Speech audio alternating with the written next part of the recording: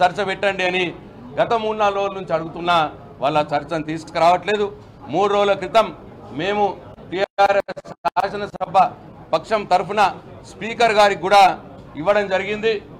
ఈ కార్యక్రమం మీద చర్చ పెట్టండి అని ఆయనకు ఇవ్వడం జరిగింది. మరి దాన్నే ఇవాళ మేము మళ్ళీ డిమాండ్ చేస్తూ ఉన్నాం. నువ్వు ఏదో కుట్రతోటి కేసులు పెట్టి ఏదో చేద్దామంటే నడవదు.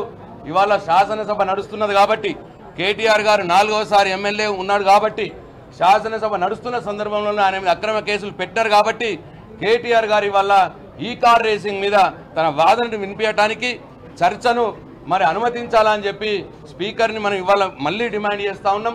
ఈ ప్రభుత్వాన్ని కూడా సవాల్ చేస్తూ ఉన్నాం. ముందుకు రండి, మీకు దమ్ము ధైర్యం ఉంటే ఇప్పుడు చర్చ పెట్టండి ఈ కార్ రేసింగ్ మీద. కేటీఆర్ గారు మీదేందో అదేందో ఉన్నదేందో అన్ని విషయాలు కూడా బయట పెడతాడు. మరి తప్పించుకుందాము, చర్చ లేకుండా తప్పించుకుందామని చూస్తే మాత్రం ప్రజాక్షేత్రంలో కూడా మేము దీన్ని చర్చ పెడతాం.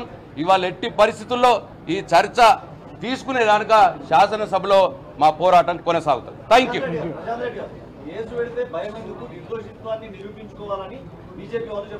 కేసు, న్యాయము, చట్టము అవన్నీ మేము చూసుకుంటాం. కానీ వాళ్ళ శాసనసభ జరుగుతున్న సందర్భంలో ఒక 4 సార్లు ఎన్నికైన ఎమ్మెల్యే మీద కేసు పెట్టారు కాబట్టి, ఆయన ఒక ఎమ్మెల్యేగా మరి దాన్ని శాసనసభ ద్వారానే ప్రజలకు తెలియడం అని అడుగుతూ తీసుకోవాలని చెప్పి మేము మళ్ళీ డిమాండ్ చేస్తా ఉన్నాం.